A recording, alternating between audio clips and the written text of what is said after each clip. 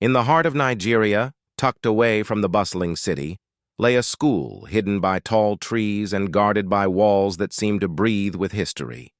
By day, it was a place of learning, where laughter and voices filled the air. But by night, it belonged to a restless spirit, a woman whose anger echoed through generations. Her name? Madam Koi Koi. Whisper it in the hallways after sunset, and you'd feel the air turn cold. The older students knew this well. They would lean in close and say, "If you ever hear her footsteps in the dark, run."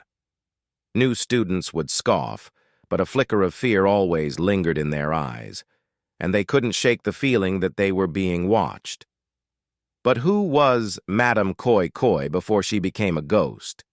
To understand the terror she brought to the school, one must know her story, a story of beauty, pride, betrayal, and an anger that death itself could not contain.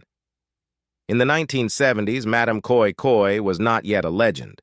She was very much alive, a teacher at the school known for her elegance and beauty. Her true name was long forgotten. She was simply Madam Koi Koi to everyone, an image of sophistication with her flawless hair, perfect posture, and most famously, her red high heels. Each step she took sent a crisp, distinct sound echoing through the halls. Koi Koi, Koi Koi. She was strict, with an unforgiving sense of discipline and a temper as fierce as her beauty. But her story had roots even deeper than the students knew. It was rumored that Madam Koi Koi's strictness was a mask, hiding a painful past. Years before, she had been a dancer, a rising star in her town. Her red heels were her signature, a reminder of the life she had left behind. But after a devastating incident, one she never spoke of, she abandoned her dreams.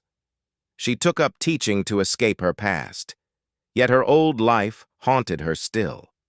Some whispered that she took her frustrations out on the students, punishing them for dreams they had that she herself had lost.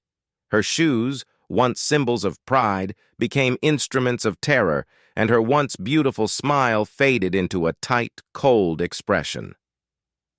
One day, during a particularly tense lesson, a brave student, a young girl with a heart full of courage, stood up to Madam Koi Koi.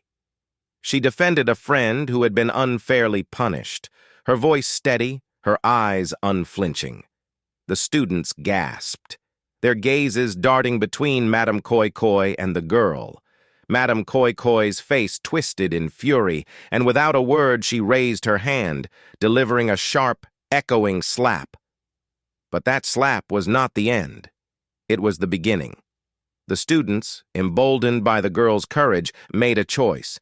They would speak out, expose Madam Koi Koi's cruelty. And for the first time, their voices reached the principal. That very night, Madam Koi Koi was dismissed. As she gathered her belongings, her anger boiled like fire. How could they betray her? How dare they ruin her reputation, her authority? In the dimly lit hallway, with her red heels clicking in rhythm to her rage, she stormed toward the exit. But in the darkness, she missed a step on the main staircase. Her red shoe slipped off her foot, and she fell, a scream echoing through the night. She was found at the bottom of the stairs, her red heels lying neatly beside her still body.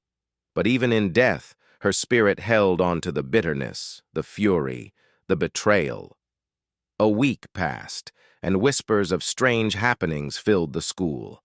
At first, it was small things, a chill that lingered in empty classrooms, a faint scent of perfume hanging in the halls. But soon, the footsteps began. Late at night, when the corridors were empty, students would hear it. Koi, koi, koi, koi. The unmistakable sound of heels clicking against the tiles. But Madam Koi Koi's ghostly presence was more than a sound. One night, a janitor, working alone, noticed a figure down the hall. In the dim light, he could see her, a tall woman, standing perfectly still, with red heels gleaming as if freshly polished. He called out, but she only stared, her face obscured by shadow. Suddenly, Her heels clicked, one sharp step toward him. He dropped his broom and fled, his heart pounding.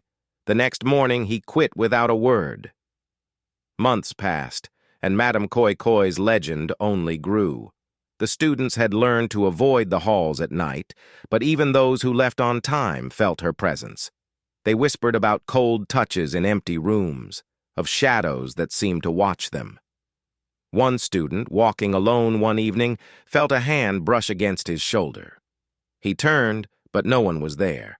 But when he looked down, a faint red heel print marked the floor, as if she had stepped just behind him.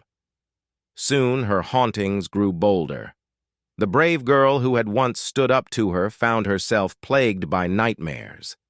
Each night, she would wake to see Madame Koi Koi at the foot of her bed, her once beautiful face now twisted with anger, her eyes glowing with an unnatural fire.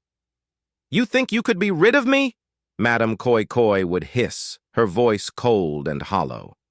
Each night, the girl woke in terror, her heart racing. One evening, a group of students dared each other to test the legend. They stayed late, hiding in a classroom as the sun dipped below the horizon. Midnight drew near, and the air grew thick with silence. Suddenly, the temperature dropped, and a faint scent of perfume filled the room. Just as one of them was about to laugh, they heard it. "Koi Koi, Koi Koi." The sound was faint at first, echoing from the far end of the hallway. But with each step, it grew louder, sharper. The students looked at each other, fear widening their eyes.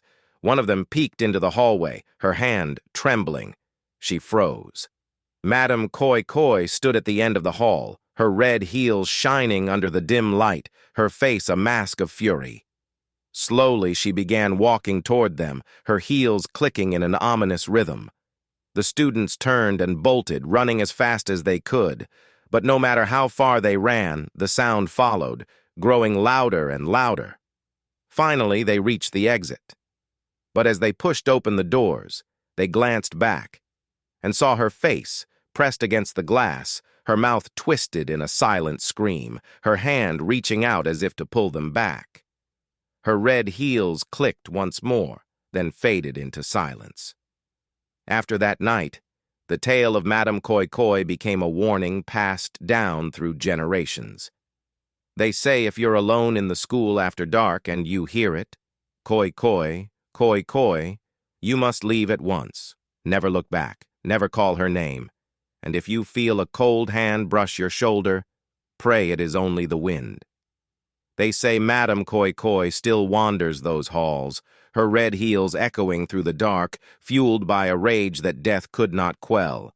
And if you're unlucky enough to hear her, it may already be too late.